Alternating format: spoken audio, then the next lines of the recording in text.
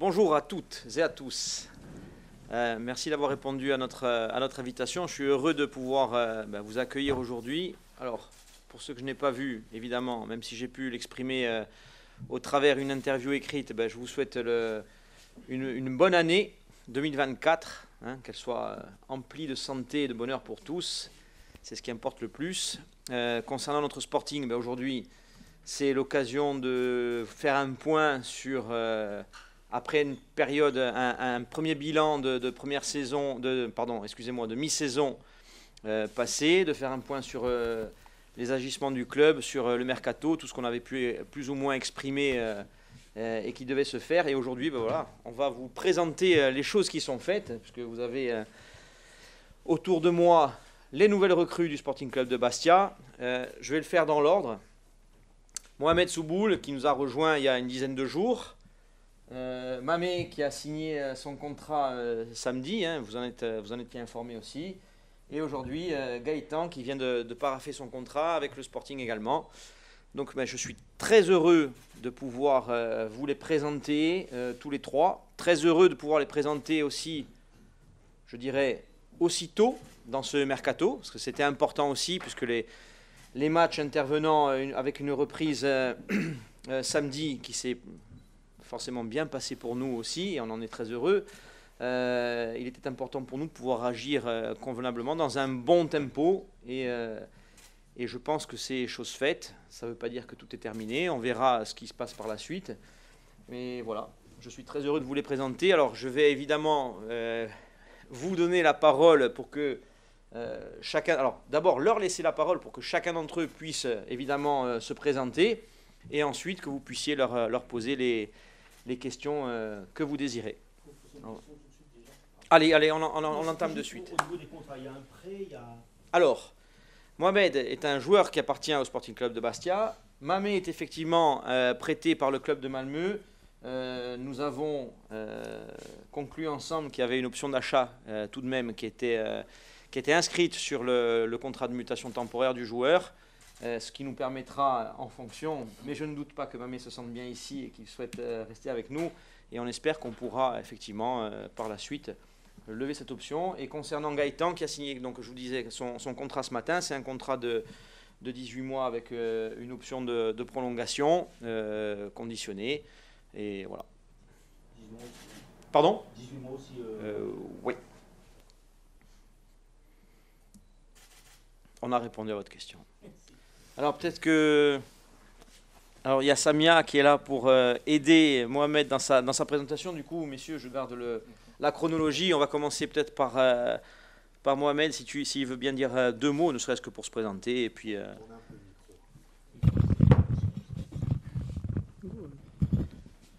أول شيء بسم الله الرحمن الرحيم. أنا سعيد باش نجي لهذا الفريق هذا اللي فريق الكبير ندازو منه لاعبين الكبار. أنا جيت اليوم نبي النداء إن شاء الله، لما لا نكون إن شاء الله معهم في شي حوايج زوينين، نفرحوا الجمهور نفرحوا النادي. كنشكر بريزيدون مدرب اللي عطاوني هاد الثقة هادي، وشكرا. Bonjour tout le monde. Là, Mohamed, il a dit tout à l'heure qu'il est content parce qu'il a signé à ce club-là. Il vient du Raja de Casablanca. Donc, il vit sa première expérience professionnelle dehors du Maroc. Il est content d'être là avec, et il remercie surtout le président et l'entraîneur du club qui ont donné la chance de jouer dans la Ligue 2. Alors, peut-être une question à Mohamed. Qu'est-ce qui vous a fait choisir le Sporting Club de Bastia plutôt qu'un autre club? On sait que vous étiez courtisé par d'autres clubs en France, mais aussi ailleurs. Pourquoi Bastia?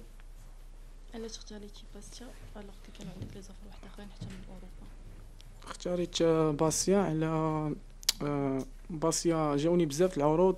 باسيا منها كانوا لاعبين اللي منهم نفس زعما في بلادي، ودازوا لاعبين كانوا في بلادي مغاربه، ودابا حاليا هما كانوا شجعوني باش نجي لباسيا، وكانوا دازوا لعبوا فيها. انا كنكون واحد منهم ان شاء الله. لما لا انا نعطي الكثير لباسيا ونكون ان شاء الله معهم ديما في السراء والضراء. Il dit que là, en premier lieu, parce qu'il a déjà eu déjà eu une bonne expérience avec un ancien joueur marocain qui était déjà au Bastia, parce qu'il apprécie le projet sportif de Bastia et parce qu'il compte donner plus au Bastia pour qu'il passe aussi à l'équipe nationale marocaine. Comment il se décrirait en tant que joueur? On sait qu'ici, on aime beaucoup les joueurs qui ont de l'engagement. On a pu le voir en match amical déjà. Il aime bien aller au duel, combattre physiquement. Est-ce que c'est ce type de joueur? قال لك انا كيعجبهم زعما كيكون لعاب اغريسيف وانت ديجا شوف في ماتش اميكال كنتي مزيان وكنتي اغريسيف قال لك زعما كيفاش تقدر تلقى راسك رابيدمون هنايا في الضربه مع الفرق. قول لي انا اين فوا جيت لهذا الفريق هذا عرفت كيفاش كيلعب خديت عليه فكره قبل. انا جيت زعما باختيار ديالي جيت باش نعطي زعما 100% لهذا الفريق هذا نكون كل مقابله معاهم نلعب بالقلب ديالي نلعب بكاع داكشي اللي عندي وكثر ولما لا ان شاء الله نكون احسن ان شاء الله. Là, il dit que là, c'est parmi ses qualités déjà, c'est le jeu agressif, c'est un combattant dans son style de jeu, que ce soit dans les clubs au Maroc ou bien ici. Donc déjà, il a eu une idée du club avant de venir, il a déjà regardé les matchs, il a déjà regardé les supporters aussi. Donc il a déjà une grande idée et s'il est là, c'est pour donner le plus et pour donner à 100%. Encore peut-être une question pour Mohamed. Vous débarquez à un poste où il y a quand même beaucoup de concurrence. Vous allez être 3 pour un seul poste. Il y a déjà Dylan Tavares. Bon là, il est à la CAN, mais il devrait revenir à l'issue de la compétition. Il y a aussi Traoré. Ça vous motive? Ça vous fait pas peur? عندك ثلاثه ديال نتوما ديجا كاينين جوج قبل منك واحد كاين في لاكان واحد هنايا واش انت ما كيخليكش هادشي هذا واش تقدر دير بلاصتك معايا؟ انا ما كيهمنيش هادشي. انا كيف تثقوا فيا لا بريزيدون لا مدرب لا الناس ديال باسيا كيف تثقوا فيا غادي نجي غادي نتقاتل نخدم على بلاصتي والفريق ما كيحتاج لواحد ما كيحتاج ليا انا كيحتاج اللي غادي يكون في المستوى اللي غادي يعطي الفريق باسيا الحوايج الكثار وكيف كنقولوا اللي دخل يكون مزيان هذا هو المهم عند الفريق. Ben là, il dit que lui, il ne valorise pas les autres, mais il sait déjà ses qualités à lui. C'est un combattant. Après, donc, il va faire ce qu'il a à faire. Il va donner le plus. Et après, ça reste le choix du coach. Le plus important, c'est que le plus rentable et qu'il a le plus de rendement qui doit être au terrain. Pour poursuivre, est-ce qu'il est capable aussi d'évoluer à un autre poste que latéral gauche? Est-ce que ça lui est arrivé d'avoir un autre poste sur le terrain dans sa carrière? واش تقدر تلعب في شي بلاصه اخرى غير اريير كوش واش فايك لك ديجا لعبتي شي بلاصه اخرى من غير البوست ديالك؟ انا لعبت في ثلاثه لي بوست لعبت في ايلي غوش ميليو تيران اريير غوش في الماروك مي مدرب هو اللي كيبقى ليه لو شوا ديالو هو اللي كيبقى خصو فين يلعبني انا واجد فيما اختارني المدرب غنكون ان شاء الله واجد. Ben là, il dit qu'il a déjà joué en milieu de terrain, défensif. Il a déjà joué ailier gauche au Maroc, mais son poste de formation et son poste là où il peut donner le plus, c'est le poste d'arrière gauche. En tout cas, lui, il est prêt de jouer à n'importe quel poste, mais sauf que là, il précise que là, il préfère être en arrière gauche parce que son poste de formation, c'est là où il peut donner le plus. D'accord. Mohamed, peut-être. Non mais je te laisse te présenter. Moi, c'est Mohamed Sibi. Du coup, comme l'a dit le cher président juste avant, je viens de Malmö, je suis prêté 6 mois et on verra par la suite. J'espère qu'il y aura une bonne aventure, je l'espère du moins. Et puis voilà, je suis venu sur cette belle île et on verra ce que ça va donner par la suite. Alors, première question, parce que beaucoup de monde se l'est posé, nous aussi d'ailleurs les observateurs, on a vu que ces dernières saisons, vous n'avez pas eu beaucoup de temps de jeu, vous avez eu une grave blessure à la hanche. Aujourd'hui, comment vous vous sentez physiquement? Parce que ça peut être une petite inquiétude. Je me sens super bien, il n'y a pas d'inquiétude à avoir par rapport à ça. De toute façon, si la visite médicale est passée, c'est que déjà, footballistiquement, je vais sur un terrain de football en France. Et non, la blessure, c'est derrière moi. Tout le monde sait que j'ai une grave blessure. Maintenant, j'ai une grosse force mentale pour me remettre. Je m'en suis remis, maintenant, c'est derrière moi. Et ensuite, maintenant, je suis dans un projet qui me plaît énormément. Et je vous laisserai voir par la suite ce qui se passera. Justement, qu'est-ce qui vous a convaincu dans le discours du coach ou même du président? Bah écoutez, moi je suis un mec qui marche beaucoup à l'humain avant de parler football. Et vous savez que dans ce métier, c'est compliqué de tomber sur des bonnes personnes, j'ai envie de dire. Et le président m'a convaincu. Je sais que ça fait un bout de temps qu'il m'observait à l'époque déjà quand j'étais prêté au Paris FC. J'étais dans un coin de sa tête. Et quand j'ai vu qu'il y avait la possibilité de venir ici, j'ai pas vraiment hésité. Et Et puis voilà, ça s'est fait tout naturellement et rapidement en vrai. Milieu de terrain, on parlait de concurrence tout à l'heure avec Mohamed Souboul sur le poste d'arrière gauche. Il y en a pas mal aussi au milieu de terrain. Vous êtes un milieu de terrain puissant, athlétique, box to box, comme on dit maintenant, c'est le mot à la mode. Aujourd'hui, vous pensez pouvoir apporter quoi au Sporting? Déjà, si le Sporting a fait appel à moi, c'est qu'il sait que je peux ramener ma pierre à l'édifice par rapport au projet. Moi, je suis pas là pour parler concurrence ou pas concurrence. Pour moi, ce mot-là, c'est les journalistes qui le créent. Tant que l'équipe elle est saine et tout le monde est content dans l'équipe, tout se passe bien. Après, ouais, ce que je peux apporter, c'est ma qualité athlétique, ma qualité aussi technique et de passe. Je pense que c'est ce qui manque un peu de contrôle dans l'équipe, mais avec les valeurs que l'équipe elle a, je pense que ça peut faire un bon mariage. On a vu que le milieu de terrain, justement, ça avait été l'un des atouts du Sporting samedi face à Angers. Vous l'avez sûrement vu. Il y a eu un changement de tactique, on était en 3-5-2, on est passé en 4-2-3-1. Vous vous sentez mieux dans quel système? Je me sens mieux sur le terrain. Donc sur le terrain, je me sens bien. Après, que je joue numéro 6, numéro 8, tant que je suis sur le terrain et que je suis sur le terrain pour aider l'équipe et que je ne suis pas, entre guillemets, un boulet pour l'équipe, je me sens bien. Après, il y a un chef d'équipe qui est le coach, à respecter ses choix. On m'a à peu près donné des directives que je peux respecter et que je vais respecter, j'espère. Et puis, ouais, tout simplement, j'espère que ça passera bien. On sait que vous avez performé en Ligue 2 du côté du Paris FC en 2021-2022. C'est pas forcément le même genre de public que le Paris FC et Bastia. Il y a beaucoup plus de ferveur ici du côté de Bastia. Ça a joué là aussi dans votre choix, le fait de venir dans un club qui a une dimension, une histoire, un public et qui a des ambitions pour le futur. Ouais, bien sûr. Après, les supporters de Bastia, tout le monde sait ce qu'il en est. J'ai joué à Strasbourg, il y a un gros public aussi. J'ai joué à Malmö, je vous invite à regarder des vidéos. Ça veut dire, ouais, tout ce qui est ferveur et tout, Gaëtan pourrait le confirmer après parce qu'il a joué à Saint-Etienne. Le 12e homme, ça compte énormément pour un joueur de foot, surtout quand on passe des phases de moins bien ou pendant le match. Et je sais que les Corses, ils sont très très bons pour nous pousser ou à contrario pour déstabiliser l'adversaire. Donc c'est très bien. Comment vous vous sentez physiquement? On parlait tout à l'heure de votre blessure qui est arrivée la saison dernière. Comment vous êtes prêt là à débuter une rencontre? Je suis à 300%.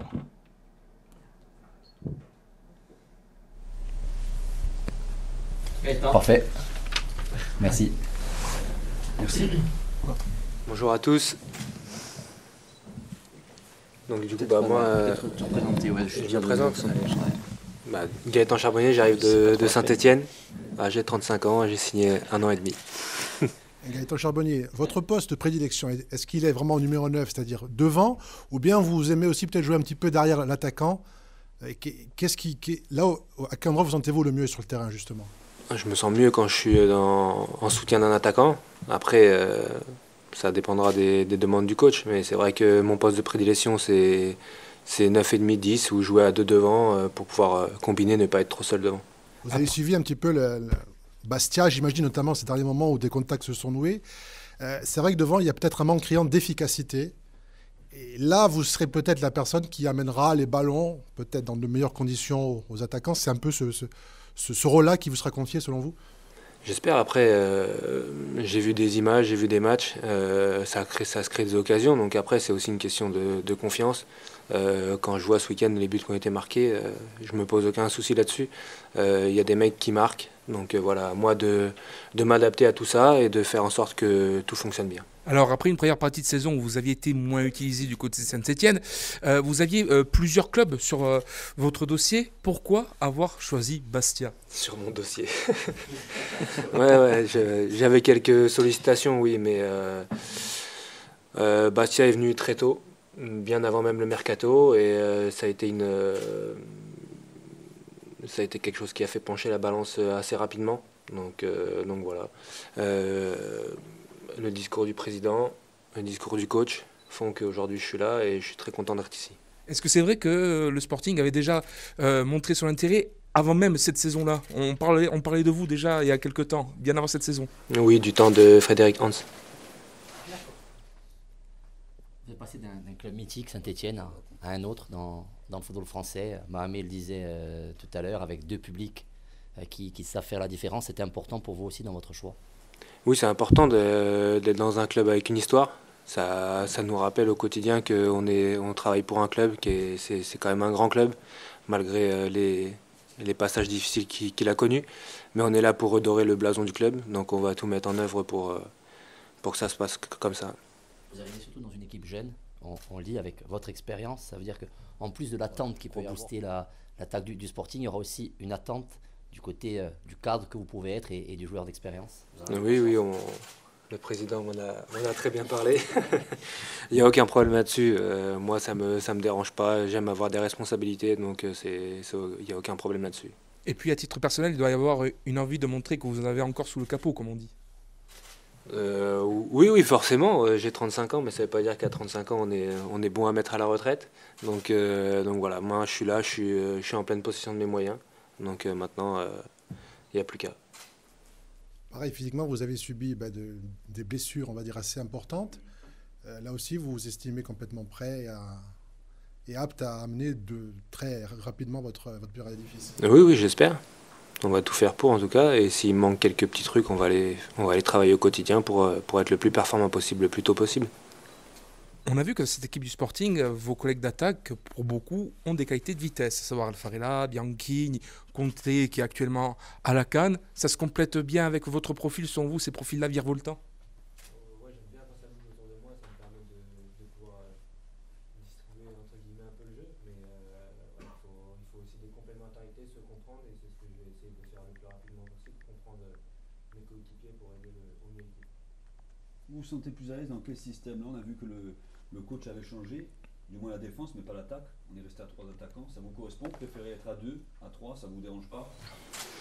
Tout dépend de l'organisation, de l'animation. Après, tant qu'on n'est pas trop esselé devant, c'est qu'on est proches les uns des autres pour combiner et trouver des solutions offensives, ça me va.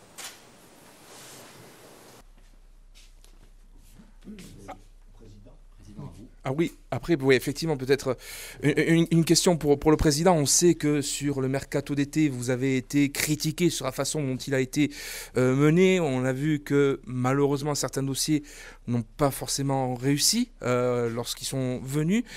Quelles ont été vos lignes de conduite par rapport à la recrue des 3 joueurs qu'on a aujourd'hui? Quelles ont été vos lignes de conduite pour déterminer ces profils-là et recruter ces joueurs-là particulièrement?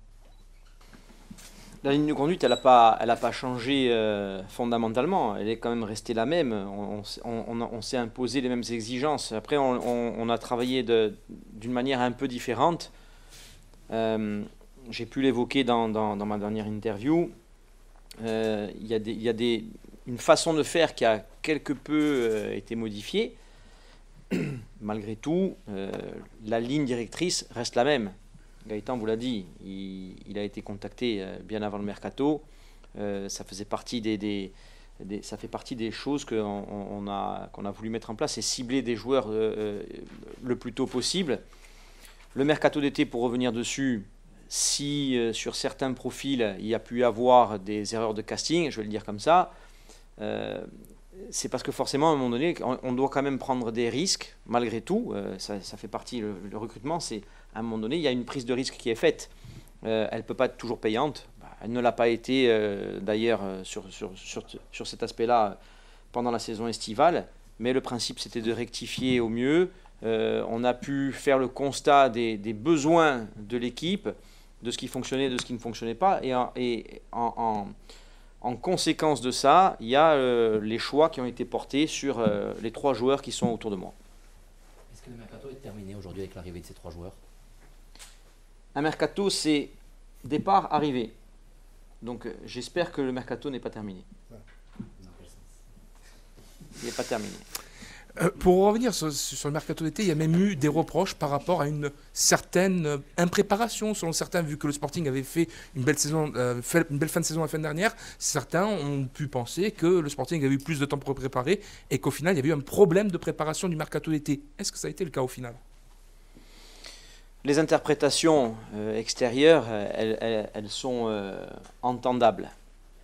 J'ai pas de souci là-dessus. Après, vous savez que il n'y a que des gens qui sont à la tâche dans le club, et si on peut à un moment donné percevoir de l'extérieur que telle ou telle chose n'a pas été faite de la bonne manière ou en temps et en heure, ce n'est que de l'interprétation. Le club travaille encore une fois toujours de la même manière, il s'efforce de faire les choses du mieux possible, Encore une fois, il peut arriver que ça ne fonctionne pas, mais c'est pas pour autant, c'est pas un problème de relâchement ou voilà. Il y a des choses qui sont faites. Je vous dis, il y a une prise de risque à un moment donné. Vous la faites, ça fonctionne ou ça fonctionne pas. Si tout fonctionnait, ce serait magnifique, mais on n'en est pas là. Vous l'avez dit, le mercato n'est pas encore terminé. Quel type de joueur, à quel poste vous pourriez encore chercher? Attends, si je vous réponds, Jean-Philippe, après, va me faire la tête. Hein. Il va dire, moi, je pose la question, tu ne me réponds pas. Et Pierre-Philippe pose la question, tu vas répondre. Je vous demande quel poste vous, aujourd'hui, privilégiez. Si vous pouviez en faire signer un quatrième. Non, aujourd'hui, il n'y a pas de recherche d'un quatrième joueur. Sincèrement, on ne pense pas être... Alors déjà, il faut que aussi financièrement, on soit en mesure de faire. Je tiens à signaler que pour la 3e fois consécutive, chose qui est très rarement arrivée au club, le club a passé l'épreuve de la DNCG sans aucun encombre. Pour autant, ça ne veut pas dire qu'on peut s'autoriser à faire n'importe quoi. Donc il y a des finances à soigner, mais il y a surtout savoir ce que nous avons sur le terrain. Est-ce qu'aujourd'hui, avec les gens qui sont autour de moi, encore une fois, est-ce qu'il y a besoin d'amener encore autre chose à l'équipe? C'est la question qu'on va se poser, mais c'est la question qui pourra se poser une fois certains départs actés, qui devraient, je l'espère, arriver. Alors, vous avez dit, il y a la question du financier et la question de l'adaptation par rapport à l'effectif actuel. C'est quelle composante qui fait qu'aujourd'hui, par exemple, l'arrivée de Christopher Ibaï ne se fera pas selon Régis Broir? Est-ce que c'est le motif financier parce qu'au Rouen on demande une indemnité de transfert ou est-ce que c'est par rapport à l'effectif actuel? Christopher Ibaï n'a jamais fait partie, de près ou de loin, des discussions qu'on a pu avoir sur le mercato. Donc là, on est dans les affabulations. Et pareil, c'est entendable. Certaines personnes croient savoir, certaines personnes reportent, certaines personnes rapportent. On écrit, on dit. Pour autant, c'est pas parce que c'est écrit ou dit que c'est la vérité. Nous, on sait ce qu'on fait. Aujourd'hui, avec l'apport des 3 nouveaux, peut-être un quatrième, quels objectifs vous êtes fixés pour la fin de la saison? L'objectif, c'est, comme je l'ai déjà dit, c'est d'obtenir un maintien le plus rapidement possible. Une fois qu'on a acquis ce maintien rapidement, on saura si on a la possibilité ou non de viser plus haut. Mais aujourd'hui, le principe, c'est principalement de dire on se maintient rapidement. Comme ça, c'est un objectif qui déjà sera atteint. Ensuite, si on a des opportunités, on essaiera de les saisir. On a beaucoup parlé du remaniement tactique qui apparemment, enfin en tous les cas, a fait ses preuves sur le terrain. Il y avait vraiment besoin de mettre cette période à profit de fin d'année pour discuter, que ce soit le coach, vous-même, les joueurs, tout reposer à plat et évoluer aussi vers à la fois tactiquement différemment, mais aussi peut-être dans l'approche des joueurs et du club, de donner une autre image à l'extérieur, parce que nous, on ne voit pas tout ce qui se passe dedans, mais on entendait beaucoup de choses. C'était vraiment indispensable de faire cet adjournament, si je puis dire. Oui. Après, il faut savoir pourquoi on l'a fait. Et c'est là où je vais faire attention à la réponse que je vais vous faire par rapport à ce que vous avez dit. C'est par rapport à ce qu'on a pu entendre. Déjà, c'est très important. C'est par rapport à ce qu'on a pu entendre, et pas par rapport à ce qui est vraiment au sein du club. Après, sur le plan sportif, effectivement, on savait bien que... Et là, je parle, je ne suis pas à la tête du sportif, mais il y a eu effectivement des discussions qui ont été ouvertes parce que le staff s'est rendu compte qu'il y avait peut-être certaines limites qui avaient été atteintes au niveau de l'organisation tactique qui était la nôtre. Et même si il a toujours été travaillé plusieurs systèmes de jeu pour faire en sorte de pouvoir basculer de l'un à l'autre, ça n'avait jamais vraiment été posé de façon, je dirais, un peu plus pérenne. Et voilà, aujourd'hui, ça a été fait. Alors oui, ça a été payant. Est-ce que c'est ça qui est payant? Est-ce que ce n'est que ça? Est-ce que c'est le fait qu'à un moment donné aussi, on a eu besoin de cette trêve qui a pu reposer un peu les esprits, justement sortir de cette espèce de période qui était assez compliquée sportivement à vivre et qui a été certainement aussi extrapolée et qui a certainement endurci la manière dont le club pouvait vivre cette situation. C'est pour ça que je fais très attention. Comme vous dites, on a entendu, moi je vous dis, il n'y a rien eu de bien grand et bien méchant dans le club, et ça c'est important de le dire, parce que on s'aperçoit qu'on est beaucoup basé sur on entend dire, il paraît que. C'est important de le dire, d'autant plus qu'il y a eu des acteurs extérieurs au club, extérieurs à la Corse même, qui, pendant la trêve, se sont exprimés sur les réseaux sociaux, qui ont un peu violé l'intimité du vestiaire parfois, en disant des choses fausses, parfois aussi des choses vraies. Comment vous l'avez géré, vous, en tant que président? Ça ne se gère pas. Ça se gère de la meilleure des façons de le gérer, c'est de l'ignorer.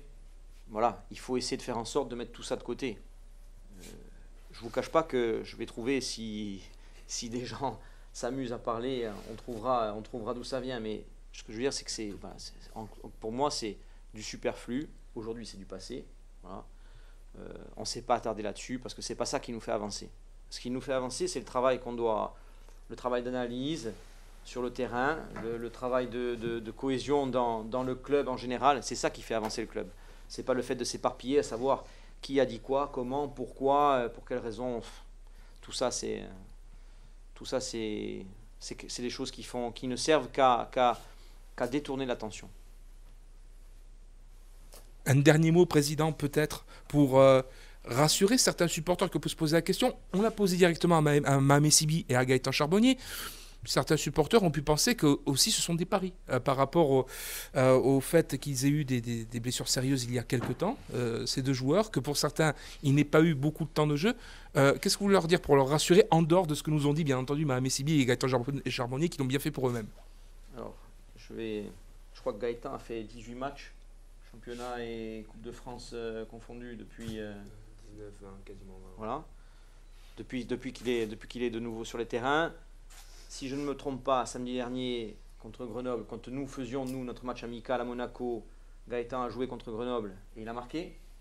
Ouais, exact. Je ne pense pas qu'il ait eu le droit de marquer avec une béquille. Je pense qu'il a marqué avec ses jambes. Donc si ça peut réconforter en tout cas les gens qui pensent que ça peut être un pari, je pense que Gaëtan n'est pas un pari du tout. Concernant Mamé, je vais être un peu plus... C'est pas un pari non plus. Pour nous, ce n'est pas un pari, puisque les précautions ont été prises pour faire en sorte, et dans la discussion avec Mamé, avec les médecins de Malmö, les bilans post-opératoires, la visite médicale, les examens que nous avons effectués, ont tous montré que Mamé était en pleine possession aujourd'hui de ses moyens. Donc, pour moi, ce n'est pas un pari. Et encore une fois, ce n'est pas un pari. Après, il faut pas... Si demain... l'un d'eux, malheureusement, venait à se blesser, c'est comme tous les autres joueurs. Et je touche effectivement du bois pour que ça n'arrive pas. Mais il n'y a aucunement été question que ce soit un quelconque pari. Bon, monsieur, merci. Merci.